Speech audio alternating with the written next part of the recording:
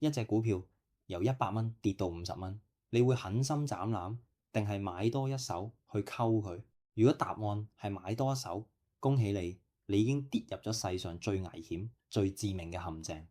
試諗下，你去餐廳食碟乾炒牛河，食咗一啖發現臭嘅，你會唔會同伙計講唔該，同我炒多碟新嘅過嚟，等我2碟撈埋一齊食，溝陣臭味啊？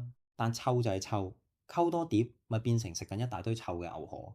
但係好奇怪，去到股票市場，去到人生抉擇嘅時候，我哋偏偏好中意做呢種事。今日要同大家拆解嘅金句好短，但就救翻無數人嘅身家同人生。呢句説話就係輸家才會攤平。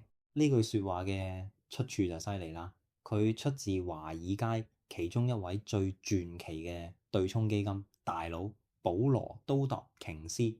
唔識佢唔緊要，你只要知道佢係一個可以喺地獄入面跳舞嘅男人。時光倒流翻去1987年10月19號，史稱黑色星期一嗰日，美股道瓊斯指數單日暴跌超過22%，即係全美國嘅財富喺一日之內蒸發咗1/5，無數交易員破產，甚至排隊跳樓。而我哋呢位大神不但冇輸錢，仲因為成功做空，一個月入面身家暴漲咗300%，即係人哋跳緊樓，佢就開緊香檳。點解佢可以咁神？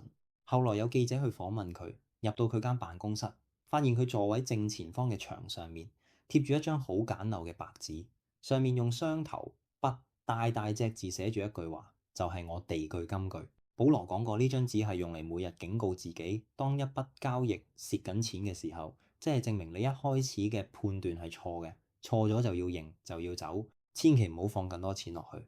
妄想可以拉低個平均成本。溝呢個動作喺佢眼中係失敗者嘅專利。但點解我哋明知股票跌到阿媽都唔認得，都仲要死死氣攞啲司機錢出嚟溝？第一，因為我哋個老友沉沒成本謬誤。你買一隻股票100蚊買入，跌到80蚊，你心諗哎呀輸咗20，好肉痛啊！不如80蚊買多注，個平均價變90蚊，只要稍為反彈，我就可以平手離場啦。醒一醒，你以為拉低成本？其實只不過喺一隻沉沒嘅鐵達尼號上面買頭等倉，隻船入緊水，你唔去揾救生艇，而係走去鑿多下，希望啲水會流出去。呢啲就叫接火棒嘅。第二個原因更加致命，就係我哋嘅自尊心。賣出蝕錢嘅股票，即係喺個系統度確認，然後睇住啲錢唔見咗。呢個動作喺人類心理學上，等於要你同自己講：我係個蠢材，我睇錯市。冇人鍾意認低威，只要一日唔買，虧損就只係帳面數字。我哋用溝嚟麻醉自己，覺得仲有反敗為勝嘅機會。所以溝嘅本質根本唔係投資策略，而係拒絕認錯嘅心理安慰。聽到呢度，可能會有人問：股神巴菲特講別人恐懼我貪婪啦，佢買股票跌咗，咪又係越跌越溝？咁股神即係大輸家？停一停先。我想同大家拆解一個世紀大誤會，佢哋其實冇話邊個啱邊個錯，因為根本就玩緊兩隻完全唔同嘅遊戲。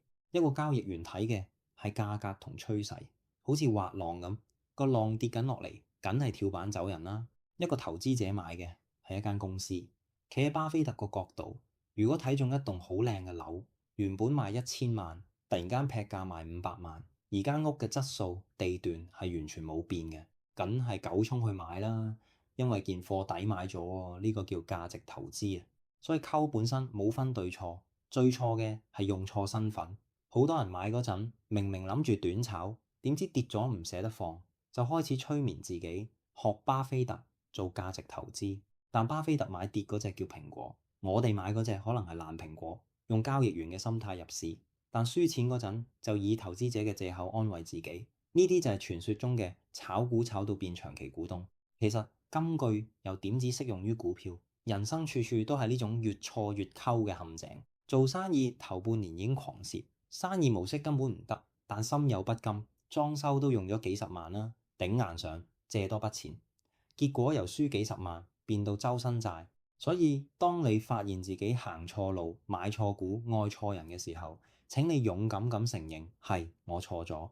然後一刀切斬落去嗰下係會痛到入心入肺，但痛完之後，你執返條命，你嘅資金、你嘅青春全部解放晒，你可以重新出發。記住，贏家永遠識得及時止蝕。如果想聽更多金句背後嘅故事，就記得訂閱，俾個 like，打開埋通知，就唔會錯過我哋嘅新片啦。我哋下條金句再見，拜拜。